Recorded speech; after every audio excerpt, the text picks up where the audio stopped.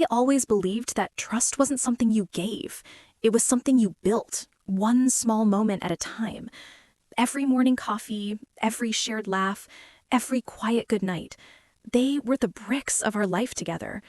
At least, that's what I thought, until the night I found a phone. It was late, past midnight. Daniel had fallen asleep on the couch again, the blue light of the TV flickering across his face. I went to turn it off, and that's when I saw it. A second phone, half hidden under the cushion, the screen lighting up with a message that said, "Miss you too." At first, I told myself it had to be a mistake. Maybe it was work. Daniel was always bringing projects home, always buried in something important. But this didn't feel like work. There was a woman's name on the screen. I'd never seen it before. I remember standing there, my heart beating so hard I could feel it in my throat. I looked at him, the man I loved for 8 years, and suddenly he looked like a stranger in my own home. The walls around us felt smaller, the air heavier. I picked up the phone, my hands shaking. There were more messages, sweet ones, secret ones, and then pictures, dinners, trips, smiles that weren't mine. Each swipe cut a little deeper. I don't know how long I stood there, scrolling through someone else's life, a version of him I didn't know existed. When I finally looked up, the TV had gone dark, and so had everything I thought I knew about us. That night, I didn't wake him.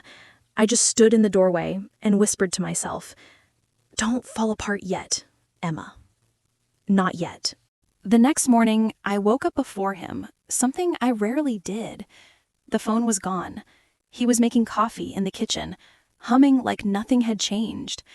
And maybe that's what hurt the most, the normalcy of it all. "Morning, Em," he said without looking up. His voice sounded the same, but my ears had changed. Every word felt rehearsed now, like a scene he'd practiced too many times. I wanted to ask him, right there, right then, but I couldn't. Because the moment I said it out loud, it would become real, and I wasn't ready for real yet. So instead, I smiled back, pretended. He kissed my cheek on his way out the door, and the scent of his cologne, that same scent I once loved, made my stomach turn. I stood there holding my coffee, staring at the door long after it closed. The next few days were a blur of pretending. He laughed at dinner, asked about my work, sent me heart emojis before bed. And all I could think was, does she get the same ones? At night, when he showered, I'd sit on the couch, staring at the empty space where that phone had been.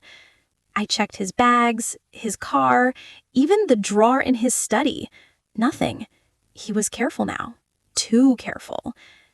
And then one evening, as I folded laundry, I saw it again. This time tucked under his jacket on the hallway table. My pulse raced, the world around me slowing to a heartbeat rhythm. I picked it up, hesitating, every part of me screaming to stop. But I didn't stop. I unlocked the screen, and there she was again. Her name, her messages, her voice notes calling him baby. That night, I didn't sleep. I just lay there next to him, listening to the rhythm of his breathing, steady, peaceful, while my world quietly crumbled beside him. And for the first time in 8 years, I realized I was sleeping next to a stranger. It took me 3 more days to gather the courage. 3 days of pretending to laugh, pretending to care, pretending not to know. By the 3rd night, I couldn't breathe in that silence anymore. He came home late, again, said there was a meeting that ran over. His tie was loose, his eyes tired, but there was something else there. Guilt, maybe. Or maybe I just wanted to believe that there was. He dropped his keys on the counter, kissed my forehead, and reached for his phone. But not the one I knew, the other one. The one he thought was hidden. I said his name quietly. "Daniel." He froze, just for a second, but I saw it. that tiny flicker of panic behind his calm eyes. "Whose phone is that?" My voice barely made it past a whisper, but it landed like thunder between us. He laughed, too quickly, too easily. "It's for work, Emma. I told you that." He didn't meet my eyes. I took a step closer. "Then why does your work text you heart emojis at midnight?"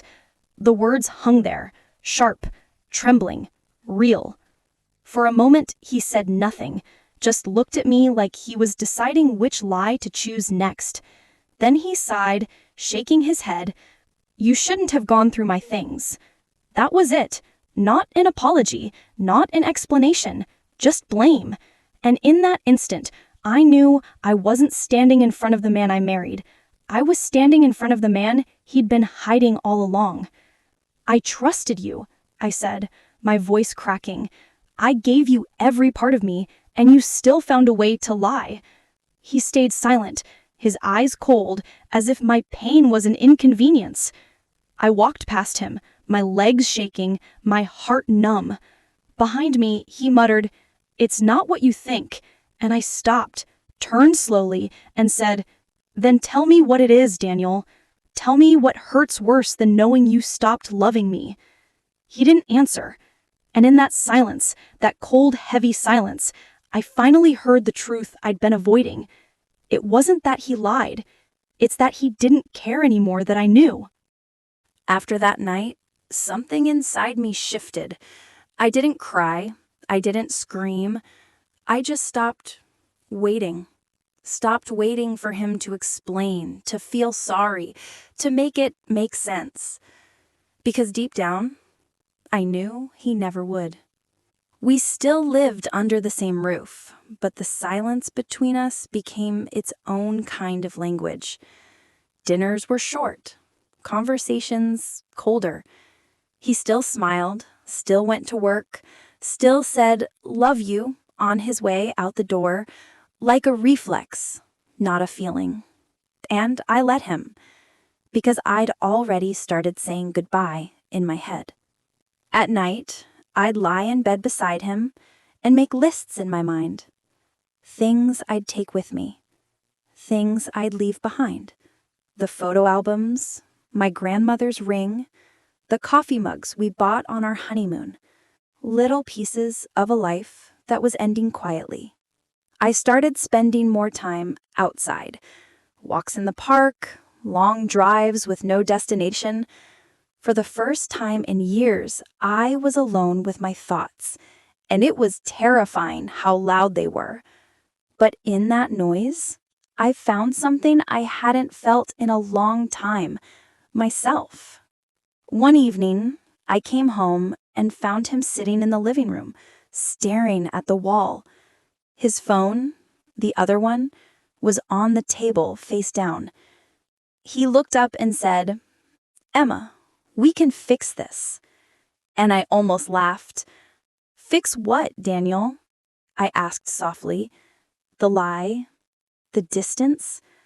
Or the fact that you made me doubt my own reality?" He didn't answer, just looked away. I picked up the phone, placed it in his hand, and whispered, "You can keep your secrets, Daniel. I just don't want to live inside them anymore." Then I turned and walked to the bedroom, packed one bag, not everything, just enough. And with every folded shirt, every zipped pocket, I felt lighter. That night, I left without looking back. No goodbye note, no explanation, because he already knew why I was gone. It's been 6 months since I left. 6 months since the night I packed my life into one suitcase and drove until the city lights disappeared behind me. I didn't have a plan then, just an ache that told me I couldn't stay. At first, everything was strange. The silence of my new apartment felt heavy, like it was watching me grieve. Some mornings, I still reached for the other side of the bed, forgetting it wasn't mine to reach for anymore.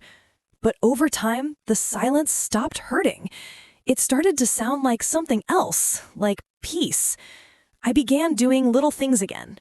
Cooking for one, painting on weekends, reading before bed. I'd forgotten how beautiful ordinary could be when it wasn't weighed down by lies.